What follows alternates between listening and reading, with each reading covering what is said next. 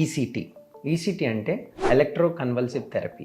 దీన్నే కామన్ పరిభాషలో shock treatment అని కూడా అంటూ ఉంటారు. అంటే ఈసీటీ అనేది పర్మనెంట్ క్యూర్, ఒక మ్యాజిక్ బుల్లెట్ అని అంటూ ఉంటారు. ఇది కూడా అపోహే.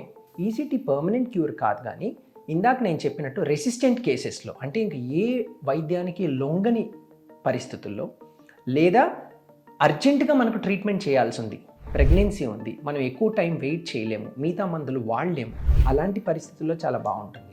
ఇంకొక పరిస్థితి ఏంటంటే కొన్నిసార్లు మందులతో కొంతవరకు రెస్పాన్స్ వచ్చి ఆగిపోతుంది, ఫర్దర్ రెస్పాన్స్ రాదు.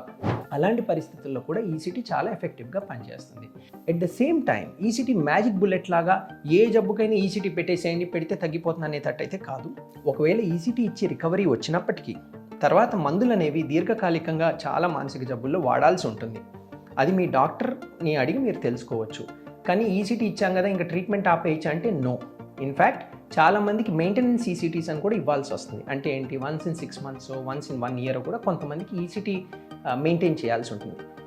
చాలాసార్లు ఈసీటీలు అనేవి సుమారుగా 4 నుంచి 10 దాకా ఇవ్వాల్సి వస్తుంది. రోజు ఇవ్వము, రోజు మార్చి రోజు ఇందాక చెప్పినట్టు ఒక సైకాట్రిస్టు, ఎనెస్థెటిస్టు, నర్సులు వీళ్ళందరి సమక్షంలో ఇస్తూ ఉంటాం. సో ఓవరాల్ ఈసీటీ అనేది చాలా సేఫ్, చాలా ఎఫెక్టివ్ ట్రీట్మెంట్. మీ ఫ్యామిలీ మెంబర్స్ కానీ మీ ఫ్రెండ్స్ కానీ ఎక్కడన్నా డాక్టర్ ఇట్లా సలహా చెప్పారు ఈసీటీ పెట్టాలంటే వెంటనే మీరు సినిమాల్లో ఊహించుకొని అమ్మో షాక్ ట్రీట్మెంటా, షాక్ ఇచ్చి బ్రెయిన్ని ఫ్రై చేస్తారా అని అలాంటి అపోహలకు వెళ్లకుండా మీకు ఏ డౌట్స్ ఉన్నా కానీ మీ సైకియాట్రిస్ట్ని అడిగి తెలుసుకొని నిశ్చింతగా అవసరమైతే ఈ ట్రీట్మెంట్తో ముందుకు వెళ్ళండి.